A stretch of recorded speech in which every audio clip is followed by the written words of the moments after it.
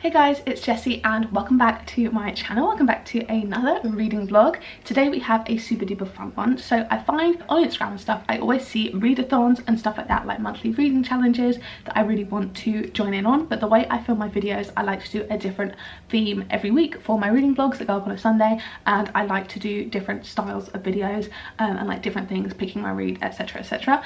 So I can't really do these monthly readathon challenges, but I thought what would be fun is if today I did kind of readathons control I read for a week and use it to randomly decide what I'm going to be reading. Just do like each one chooses one book, so it's not like fully participating, but I'm still getting some of the fun of it that I was worried I was missing out on. So firstly, I will talk about the readathons that I'm going to be using to control I read this week for this video, and then we'll get into choosing the first book, which is super duper fun. So firstly, we have the F1 readathon. I don't quite know the creators off the top of my head, but I'll put them on the screen now. This is an Instagram readathon that I found, and if you guys know me, you know I love F1. I feel like in every other reading vlog I'm like, so it's qualifying today, and in between the laps I'm going to read this book, and oh, I couldn't read much tonight because the F1's on, blah blah blah blah. Like, I'm always talking about it, I'm always watching it, and it's one of my favourite things ever, really. So I thought I would combine it with my reading and do this super fun readathon that I found. So I'll just be randomly generating one of these numbers to pick what I read. And then the next one is Spookathon, I believe it's called, by Becca in the Books. This is like a Monopoly themed Halloween October readathon, where you kind of go around the Monopoly board, and that gives you prompts that choose what you read for the month. And then also Kayla's buzzwordathon from Books and Lala, where it's kind of like a year-long one, and each month has a different prompt, either a specific word that has to be in the title, or like a kind of group of words like flavors, things like that, and then you have to find a book like Honey and Spice or stuff like that that will fit in with that prompt. Does that make any sense? I really hope it does. But yeah, that's basically what we're going to be doing to choose our reads today, and yeah, I really hope you enjoy. So let's just get straight into me picking the first book, and all of the books will be linked in the description, by the way. So yeah, let's just get straight into it. Okay, so it's time to pick our first book. I'm not feeling the best today, a little bit under the weather, so I love a nice little book that I can just like curl up with. So starting off with the F1 readathon, I'll put in kind of like all the different pages of prompts so you guys can see. I'm going to randomly generate a number 1 to 23. The only exceptions might be like an F1 themed romance, because I don't have any of those on my TBR. I might exclude that one if we do roll it, but that's it really. So let's get a random number generator up. So true random number generator, we have number 1 to 23. Okay, so we're going to generate 1 to 23. Sorry about my nails. Number 1. Okay. Oh, welcome to the 2023. Welcome to the 2023 season. Read a book published this year. You guys, the main reason I picked this readathon, firstly obviously the F1, but you know, it's got good prompts, a few prompts I can use for a certain book. We are going to be reading The Last Devil to Die by Richard Osman in this video. This is the first book we're going to be reading. I cannot wait to read this. It came out in September of 2023, and probably one of my most anticipated reads of this year. We're basically following this kind of like elderly group of amateur detectives at their retirement home. This is like the perfect thing. I was so hoping to get this. I feel like 5 or so of the prompts could have gone for this, and yeah, super duper excited for this one. I cannot wait. So yeah, absolutely buzzing for that, and yeah, I'm gonna get straight into it. I'm so excited.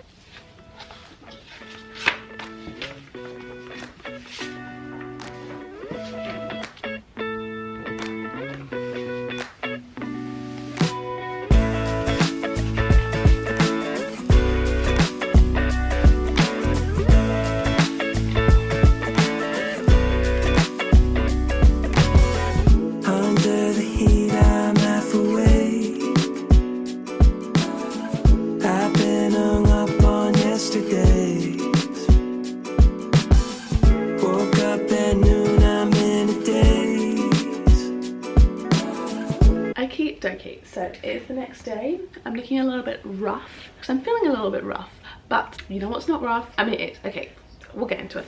Basically, I am 170 pages into The Last Devil to Die.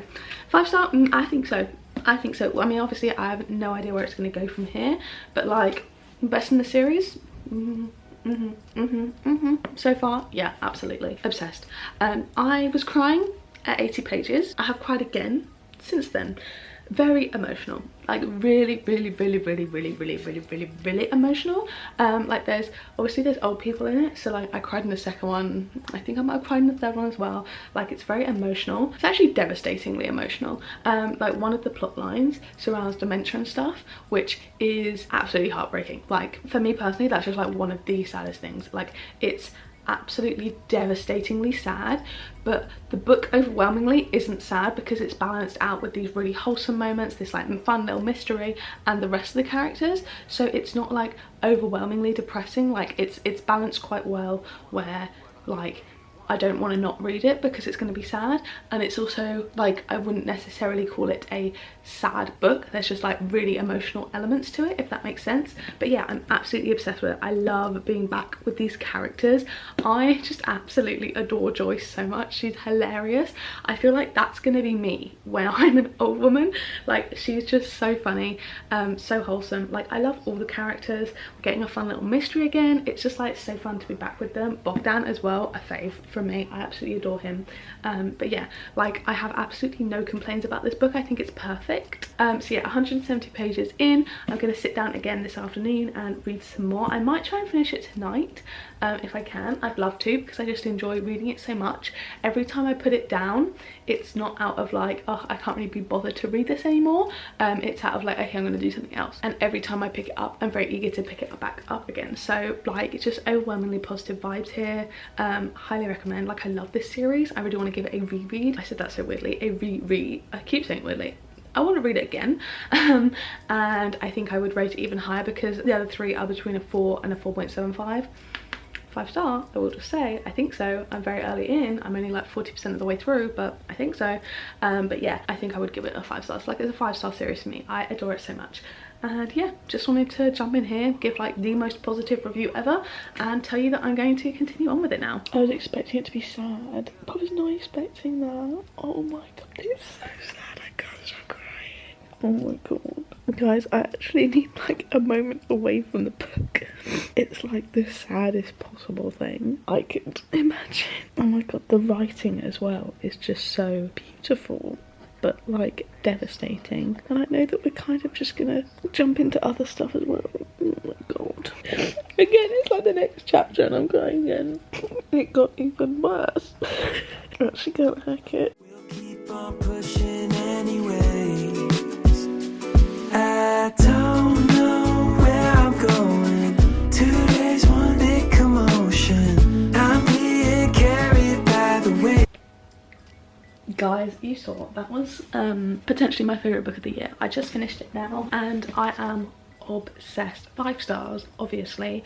This is like just such an incredible book. The characters in here I'm just obsessed with. I love them all so much. Like it has me giggling and smiling and laughing out loud in one chapter and then literally crying my eyes out in the next. It's ridiculous. But I mean, I can say this about all the books really, but like what it says about relationships, love, aging, death, community, all these things are just incredible. It's so like heartwarming, devastating, and like hopeful at the same time. Like I genuinely cannot put into words how much I love this book and this series, but this book in particular. My favorite one in the series, up there in my top 2 books of the year, I think. Like obsessed with it. I also thought the mystery in this one was more interesting than the other 3, and yeah, overall just obsessed with it. Like loved it so much. I'll probably talk a little bit more about it at the end, just because I feel like I can't comprehend all my thoughts right now. Like I read like 60% of it in just one sitting just now. Loved it so much. Obsessed. I cannot wait for the next one, which is going to be in like a few years time. But I quite like that at the end they were also talking about hopefully having a little bit of a break from like you know, dealing with murders, hopefully having like a little bit of a time to just like chill and stuff like that, which is almost like what Richard Osman's giving them by like writing a different book and then coming back to it almost. Does that make any sense? But I am still, it's only 8:15, so I will probably do some more reading tonight, at least starting another book. So I thought I'd pick the next readathon for me to do this with, and that is going to be Spookathon. Is that how you say it? Spookaplathon. Yeah, sounds a bit weird, but that is what it's called. Basically, this is created by Becca in the books, and it's kind of like a whole reading challenge type of thing where you like pick multiple books using the Monopoly board and stuff, which she's created. But I'm just going to be doing it for one singular book, obviously. And yeah, I'm basically going to give it a go. So there is a mix of prompts here, all spooky, like themed around the Monopoly board. A couple of them are like the chance cards and the community cards, and the community chest cards, I believe. I will not be doing if I land on them, because like you have to fill out the cards and stuff, and then you can pick certain prompts and stuff like that, and I'm not doing that whole thing. I'm just going to go off the specific prompts on the board. So I am going to set my camera up so you guys can see, and I'm going to randomly generate maybe a number between 1 and 12, because that's like rolling 2 6-sided dice. This is such a janky way of doing it, but that's what we're going to be doing. So I have a random number generator here. We're going to generate, and we've got 4. So I am going to pull up the Spookathon TBR, and starting here we're going to go 4. So it's going to be 1 2 3 4. Okay, a TBR veteran. Okay, so I am now by my shelf. Sorry for the poor lighting, but TBR veteran is obviously a book that's been on your shelves for ages. So looking here at my TBR, I have certain books kind of dog marked for other videos. The only ones on my actual physical TBR that I think I've had for longer than a year, there is the Xhex by Erin Sterling, we have Dream On by Angie Hockman, and we have the Versions of Us by Laura Barnett, and then we have a couple of others, but again they're kind of other videos, and I would love to be able to knock some off my TBR for this month. So we are going to be picking between one of these. I don't think I'm going to pick Versions of Us. I'm not very excited about it, and I don't really want to read it, so we're going to pick between the Xhex and Dream On. Dream On I am definitely interested in, but I think it's Spookathon, it's October, I think we have to read the Xhex, which is super fun. This one I have owned, I believe I may have bought it in 2021, if not near the start of 2022, because it was like one of the first times I went to the works, when I like first discovered the works. It was one of the first orders I did there, so I know that was a long time ago. And yeah, I think Dream On I got towards the end of last year, so this is actually definitely older than this one, so fits even more for the prompt. So yeah, that is what we're going to be reading, and I will probably start it later this evening. It's not too long either, which is super handy. It is 308 pages, so I should definitely knock this out maybe in like a day or two, which is fab. And yeah, excited to give this one a go. I also really enjoyed doing the Monopoly. I think I really want to make maybe for 2024 a TBR game like Monopoly themed, because like that was fun, and I only did it for one roll, and I feel like if I did that for my TBR in general, that would be such a fun way of doing it. So I think I might do that one for 2024, so keep an eye out for that. If you're watching this video, you get a little sneak peek into my mind, I guess. I don't know what I'm talking about. I'm tired. I've just cried my eyes out. Like, time to, not that one, time to catch up with you when I started this. Hey guys, it's a couple of days later, and I'm actually a decent chunk through the Xhex right now. It's definitely taking me a little bit longer to read than I expected to. Like, I just haven't really been inclined to pick it up very much, which is surprising, because I thought it would just be like a fun quick romance. I know people really love it, but I don't know, actually it's got quite low reviews on Goodreads actually now I think about it, so maybe I've just kind of been in like an echo chamber of people loving it. But yeah, basically this is following Vivi, who 9 years ago cursed her like ex-boyfriend that she had like a bit of a summer fling with.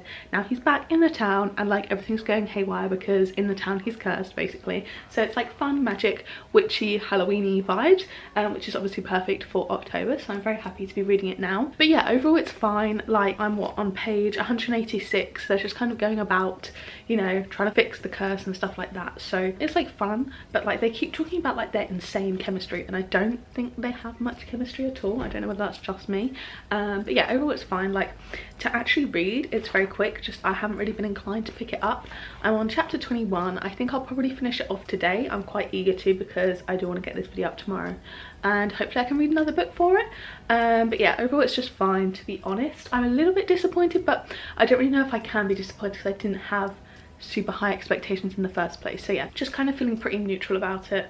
I'm kind of leaning towards like a 3.5 at the moment. Like, I like the witchy aspects, definitely adds something. If this was just like a regular romance, it would be very boring. Obviously the plot would be completely different, but like, you know what I mean? Like, it just feels like a generic romance, but you know, the fun bits are the magic and stuff. which isn't quite doing as much as I would have wanted it to do, if that makes any sense. But yeah, anyway, I'll probably catch up with you when I am finished with this one. Hello, I'm back. I feel like there's been two angles in this video. One of them is from that shelf facing this way and one of them is from this shelf facing that way, but it's my favourite places to film. I don't know why, it's just like good vibes. And we're in front of my bookshelf right now because I have finished the Xhex, which is fab. I had a really cute little day today. I went to get my nails done and I went at like 12. They didn't have any slots until 2:30, so I just wandered around town. I had myself a little cafe date, very cute. I picked up, I know I'm not meant to be buying that many books, but like, I don't know what compelled me, but like the cover is stunning. Like, she's so pretty, and for a hardback it was like £12 or something, which I thought was so cheap. But yeah, this is Divine Rivals, which I've heard so much about. This is like the UK, Australia, Europe cover, I think. And oh my god, I thought this was like a Fairy Loot edition when I first saw it. I feel like the artwork and everything is so like book box vibes. But yeah, it's just this absolutely stunning version of Divine Rivals, which isn't really a version, it's just like the copy. But yeah, I've heard so many incredible things about it. I think this and Fourth Wing are probably like the most hyped up books of this year, maybe. So yeah, cannot wait to dig into this one. Like, look at the stunningness, and for like £12 I was like, I can't not. So yeah, I picked this one up today. But yes, I did, as I mentioned, finished the Xhex, and yeah, also I got my nails done. I forgot to say, I did actually go and get my nails done in the end. But yeah, they look very bright, but like I really like them. I think they're so fun. My old ones were so grown out. It was horrendous, like 2 of them are broken, so I'm very happy to have a nice set of nails and be able to like actually tap and reach things. They're not that grown out. But yeah, anyway, thoughts on the Xhex. Overall, I did like it. As I said before, it kind of stayed the same. My thoughts, I gave it a 3.5. It was cute. Don't listen to it via audiobook because there are a lot of sexual scenes, and if you're like me, that cringes you out via audiobook. I do think as well, one thing I don't understand is Reese, the main character, and his family are Welsh. Obviously set in America, most of the other characters are American. The audiobook narrator is clearly American. Reese has an American accent, but his dad has a very strong English accent. No Welsh accents for the Welsh characters, and I'm like, fine if you can't do a Welsh accent, doesn't matter, but why are we doing British accents, like English accents for the dad, but not the son, who is also British, but we're not doing any Welsh accents? I was like, this does not make any sense. But fine, like that was such a minor pet peeve. I didn't love the narrator, but Spotify now does audiobooks and I found it on there, which is included in my Spotify subscription anyway, so I was like, fine, win-win. I read it as I did my little book shopping and stuff. It's very cute. So yeah, overall, like, I'm glad I read it, glad I got round to it. 3.5. I think I'd recommend it for this season because of like the vibes, but like all round as a romance, it's not like the absolute best, but like it was still a fun read. I'm glad I read it, if that makes sense. But now we are moving on to the next readathon, which is Kayla's buzzwordathon. Obviously I spoke more about this in the intro, but it's got 12 months obviously, so I'm going to randomly generate a number between 1 and 12, and then I'm going to try my hardest to find a book that fits that prompt that I've currently got on my shelves, and really preferably from my TBR of the month, but we'll see if that works. Not too sure. And I do think if I can't fit it in anything here physical or that I have on my Kindle, I probably will regenerate it, but I'll try my best, I promise. So 1 through 12 we are going to generate. We've got number 3, so that'll be March. So March is secret. That might be very hard because it's not even like secret related words, it's the specific phrase secret. So I think it's just gonna be easiest if I search on my Goodreads for secret on like my shelves. I'd already read The Housemaid's Secret, so I can't do that. The Very Secret Society of Irregular Witches, Secret History, Two Can Keep a Secret, Secret Diaries of a Junior Doctor. I'm not going to go through any of those. I do have Secret Society of Irregular Witches on my Kindle, but I'd much rather pick a physical book, just kind of bash it out my TBR. So I hope you guys do not mind that I'm going to be regenerating that. So we'll go for number 11, so that is November, which is good again. Okay, I can't see anything on my current TBR, which is fine. We're gonna look on my Goodreads again. Good. A House with Good Bones, don't have. Marlowe Murder Club. Oh, that's because the author's called Robert Thorogood. Yeah, nothing is coming up. Good Girl's Guide to Murder, obviously. Okay, so nothing for that one. God, this is not going well. Okay, we're gonna generate for a 3rd time. I mean, I don't know. I actually didn't check these prompts before. Maybe none of them fit at all. Anyway, so we're going for a 3rd time. I had to reload the website, so can I click it? Oh my god, I can't see. I'm looking at the viewfinder. 2, which is February. February is verbs. Oh my god. Okay, that should be good. Verbs are doing words, right? I'm gonna Google verb definition. Is a word to describe an action. So, oh no, that's a noun. Why has that come up? Okay, a verb. What's the simple definition of a verb? A word that indicates physical action. Drive, think, exist, dream on. Dream, right? Is dream a verb? Yeah. Feeling. Is feeling a verb? Maybe. Feeling, dream, shining. No, that's more of a doing word. Physical action. I think these might be the only two, but they are both on my TBR for this month, so that is a plus. A doing word. A doing word. No, not a doing word. Think. Drive, exist. Oh my god, I understand this. Can I use 6 Scotch roses? What is a verb? To, oh, it's to do. Like a doing, what? How do you explain verbs to a child? Okay, so it's like run, sleep, think. It's like a doing word, things you do. So scorch wouldn't work. Dream, you feel, feeling. Is feeling a verb? Feeling can be a verb, noun, or adjective. Okay. And dream, to dream. Okay, so now I've got to pick between these ones. So dream on, how many pages are you? 338, and this one is 394, although I kind of am more excited about this one, so I might go for this one. I might go for Once More with Feeling. That took us a long time to get there, but we're here. Oh, actually, you know what, no, we're overcomplicating things. I'm just gonna go with what we chose, which is Once More with Feeling. Feeling is a verb. To feel. Feeling. Oh, does that count? Yeah, it said online it counts, so I'm counting it. So yeah, that is what we are starting. This clip's 9 minutes long of me trying to figure out what I'm going to do. Anyway, sorry about that. This is the book that we'll be reading as the last book for this video. Okie dokie, I'm about to start Once More with Feeling. I feel like I completely blanked everything I just said in the last clip because I was just so stressed out with not knowing English. But yeah, I'm about to start this one. I've been a little bit apprehensive for it because I think I saw 3 low ratings in a row, but as I've said so many times, it has the same rating as the last one on Goodreads, and I gave the last one a 4.75. My only complaint was that it wasn't longer, and this one is longer.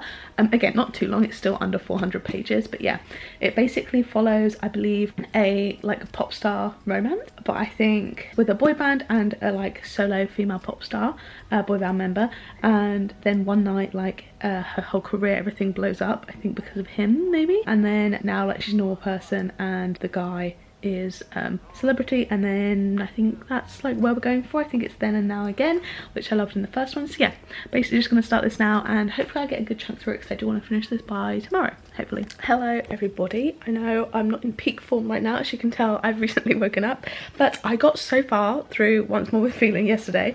I'm on page 201, so pretty much just over halfway through, and oh my god, I'm obsessed. I am loving this so much. Pretty much the same amount as the first one. I love the vibes, I love the then and now, second chance type of vibes are my favorites. So really enjoying this one. I do wish we had a bit more of the past timeline in this. That's kind of what I'm looking forward the most to, and I feel like those chapters are often shorter and less frequent, which is a shame because I'm enjoying them so much. But yeah, I'm really loving this, and I feel like I could definitely probably sit down right now and maybe finish it off. I'm having such a good time with it, way more than I expected. Again, because I want more of the past timeline, I feel like it's not quite up there with Funny You Should Ask, but maybe a 4.5 right now. I mean, we'll see, but loving it, really loving it. So hold me like an ocean, I need your soothing motion, please help me take the pain away. Yeah. Okay, not sure on the angle, but we're just gonna have to make it work. But I just finished Once More with Feeling, and I absolutely adored this one. It was so good. I don't know why this hasn't got such good reviews. I'm obsessed with it. For some reason, I just think Elisa Sussman knows exactly what I want in a little celebrity romance. I love a fame trope, I love a second chance romance, I love a then and now. This is just my perfect thing. I'm gonna give it a 4.75 just because I think I would have loved to have seen some more of the then timelines. There is 2 then timelines. One is from when they first met at summer camp, which we get very sparingly, and then secondly is the proper then that's on the blurb, where they're kind of touring together as young adults, teenagers, late teenagers. I think I would have loved to see a bit more of both. I feel like we got the key scenes for when they're touring together, but I would have loved to have seen a little bit more of kind of like the casual side of it, the more kind of, rather than just the key moments, just like seeing them together. And also from the summer camp, I would have loved to see a bit more. I understand that would have been a bit difficult considering having like 3 timelines in there and fully fleshing them out, but overall I did love it. I love the characters, and yeah, so besides that little bit, I would give it a 4.75, which is the same rating I gave Fun You Should Ask. I think I feel the same way about both of them. I just love them both. So yeah, super pleased with this one, and I would definitely recommend picking this one up if you enjoyed Fun You Should Ask. This does have the cheating trope in there, which is on the blurb. Basically she has like a boyfriend in the band, and then the love interest is his bandmate like the whole way through. So if that bothers you, obviously don't pick it up. It doesn't bother me because it's just fiction. He's a horrible boyfriend anyway. Like, I don't need like perfect characters, but yeah, like do not pick that up if that bothers you, just because you obviously won't enjoy it. But I loved it. I love the angst, I love the drama, and yeah, overall absolutely adore this one. Also cover stunning. So yeah, to recap, we had some really solid reads. We had a 4.75 with this one, a 3.5 with the Xhex, which was just fine. Really, like, I just don't really have all that many opinions on it. It's a very quick, easy read, but I feel like comparatively to these two, this one's a lot longer, but this one was like more difficult for me to pick up, like just boring, I kind of thought, like just generic, nothing new, whereas this one I really enjoyed. And like the chemistry between the characters, I feel like in this one was so strong, whereas this one it was just like meh. So yeah, like definitely would recommend this one over this one. And then obviously we had The Last Devil to Die by Richard Osman, which I absolutely adored. Gave this one 5 stars. I absolutely loved it, like perfection, no notes. So yeah, I really hope you guys did enjoy. If you did, don't forget to give it a like down below, hit subscribe, turn the bell, join our little club, all that fun stuff. If you want to watch one of my other videos, there'll be 2 on the screen now to pick from, as well as a load linked up in the cards from earlier. So yeah, thank you guys so much for watching, and I'll see you in the next one. Bye.